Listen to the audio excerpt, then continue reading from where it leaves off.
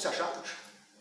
Vous ne pouvez pas être chrétien et avoir des objets de culte de vos anciennes religions à la maison. Pourquoi? Parce que Dieu véritable révélé ne veut aucun obstacle entre vous et lui. Et ce sont des obstacles. Enlevez-les.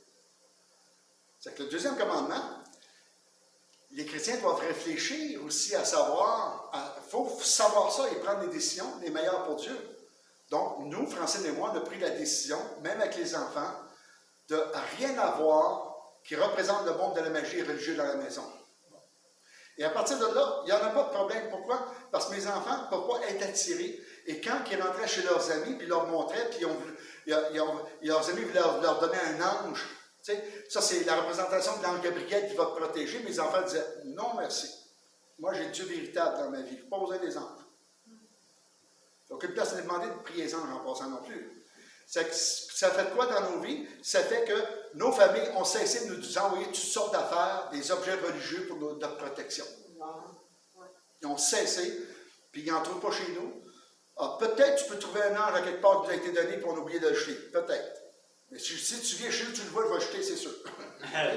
Parce que dans le déménagement, il y a des gens qui ont des affaires, puis ils glissent des affaires, tu sais, on n'a pas des yeux tout autour de la tête. Mais la compréhension est celle-ci. Ce commandement-là, on va aller dans Pierre maintenant.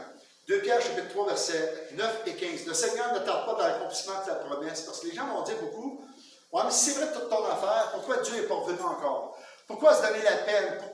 Pourquoi suivre ces enseignements-là? Pourquoi, Dieu est amour? Non, Dieu ne tarde pas dans l'accomplissement de la promesse, comme quelques-uns le croient, mais il use de patience envers vous, ne voulant qu'aucun périsse, mais voulant que tous arrivent à la repentance. Tu sais, la fameuse 3e, 4e génération qu'on parle ici, frère. OK? Croyez que la patience de notre Seigneur Jésus est votre salut, comme notre bien-aimé frère Paul vous l'a aussi écrit, selon la sagesse qui lui a été donnée. OK? Donc, pourquoi que dans le temps de la grâce, c'est différent un peu? C'est pas différent dans l'ordonnance, mais il y a un temps de patience exceptionnel pour que l'humanité soit sauvée.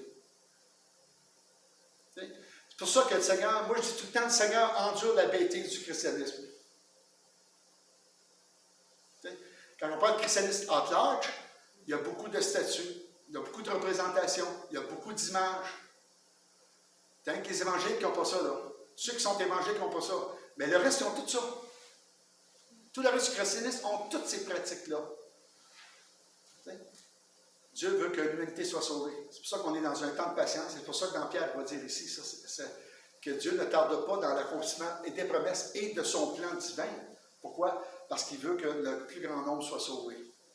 Mais si on était comme dans l'Ancien Testament, pas sur la grâce, bien, je vais dire que nos pays souffriraient en pépite à cause puis il y a beaucoup d'adoration, de fausses idoles dans nos pays, là. Et Dieu ferait quoi? Mais condamnerait. Comme dans l'Ancien Testament, il a condamné son peuple. Il le ferait encore aujourd'hui. Mais il ne le fait pas à cause qu'on est dans le temps de la grâce. Et dans le temps de la grâce, il y en a qui disent, bien Dieu, s'il était contre ça, ben regarde, il me le dirait puis il me punirait. Non, tu n'as pas compris. Il fait grâce. Il veut que tu le découvres pour abandonner ça. Il ne veut pas te punir pour que tu le découvres. Les Juifs étaient punis pour le découvrir. Nous, on est sur la grâce. Dieu veut sauver l'humanité, encore plus qu'on s'en va vers la fin. Mais le but principal du premier et du deuxième commandement est en rapport avec la relation et lui avec nous.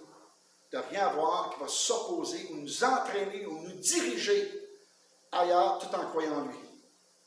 Ça va jusque-là? As-tu des questions? Parce qu'on pourrait être bien carré, on enseigne carré, c'est tout, c'est comme ça. On est tous des adultes. Si un enfant te fait dire c'est carré, il va te dire OK, c'est correct.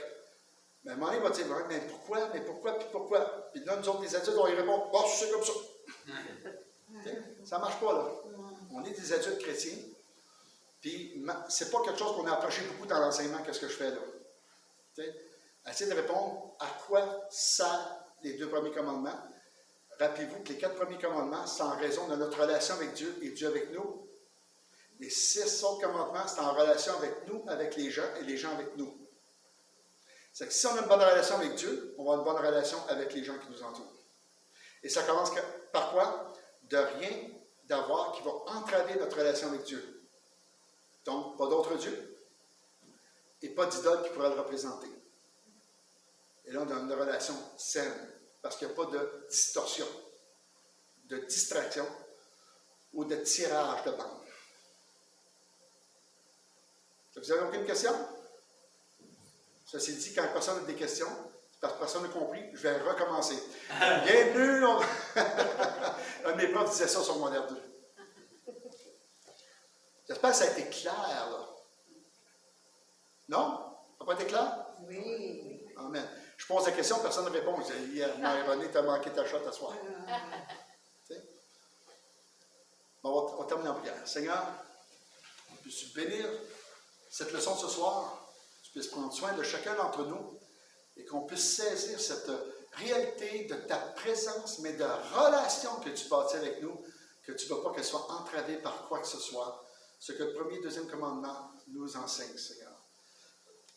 Et je te rends grâce que nous sommes dans la grâce. Que l'effet de deuxième, troisième génération punit sur ceux qui font des idoles, dans le christianisme ou dans le judaïsme ou quoi que ce soit, que tu es patient parce que tu veux que tous soient sauvés. Je te rends grâce pour ça. Et bénis le retour de tous et chacun et des frères et des sœurs qui écouteront cet enseignement. Au nom de Jésus. Amen.